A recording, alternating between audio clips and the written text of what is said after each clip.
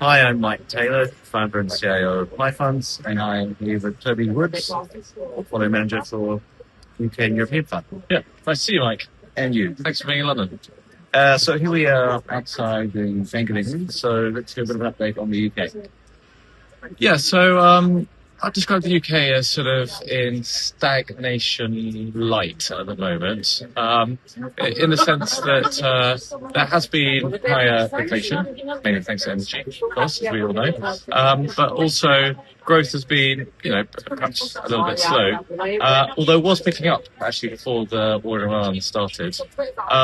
Now, as we know, energy prices are coming down, and so is kind of core inflation. So I'd expect the people in the building behind me here to start cutting rates at the end of this year, which will be good. And also, growth is not too bad. It's probably going to grow somewhere just shy of 1% or so this year, and maybe get back to the kind of trend of growth that we're seeing just prior to the war. On the political side, of course, it's a bit different. We've got turmoil once again. The sort of good thing about Burnham coming straight in is that there isn't a leadership challenge, therefore there aren't there are promises made that are unrealistic. And he did do a good job as mayor of Manchester. Yeah. So hopefully he can kind of bring some of that to running the UK, and it can be a smooth transition of power. So, I'm moderately upbeat about what's happening at the moment. Now, talk to me a little bit about Germany. You've mentioned before about the fiscal bazooka. What's the update here for Germany?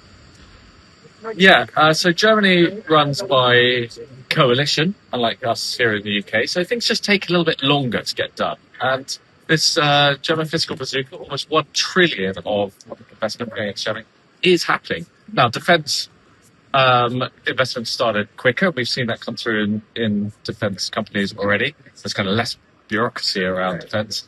But infrastructure is starting to pick up, and we think that will start to get traction in the second half of this year, which is something we've always maintained.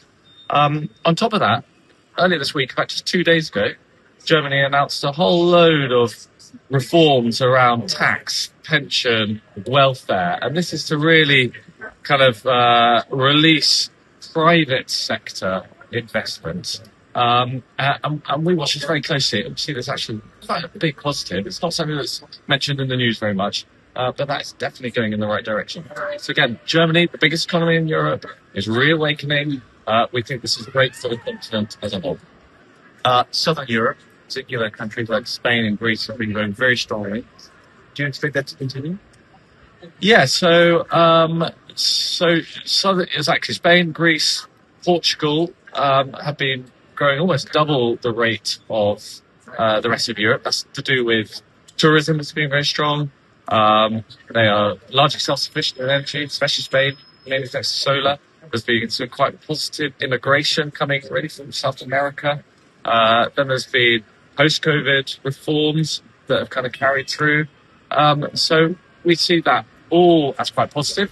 Italy, we'd also highlight, is doing quite well. It's not growing as much as the others, but it has a very stable political backdrop. Meloni's been in place now for a few years and looks very much kind of in control and is pro-business. So a lot of what's going on is, I describe as structural, not cyclical. This is good for the longer term.